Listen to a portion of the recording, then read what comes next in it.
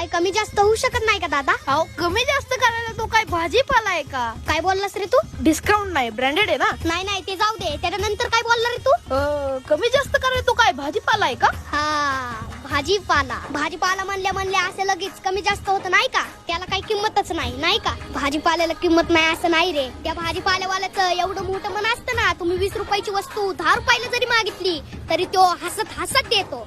उगच राजा म्हणत नाही त्यांना. तुमचं आमचं सगळ्या जगाचं पोट भरतो तो. अरे सगळ्यात जास्त मेहनत त्यांची आणि त्यांच्या वस्तूची किंमत दुसरंच कोणीतरी ठरवतंय. या दुकानाच्या बाहेर जरा चक्कर मारून ये, म्हणजे तुला त्यांची मेहनत कळेल. किंमत करा जरा, नाहीतर एखाद्या दिवशी उपाशी मारचाल. किती पैसा कमवला ना तरी घरी जाऊन भाजीपालाच खायचाय, ना की या दुकानातली बुट्ट.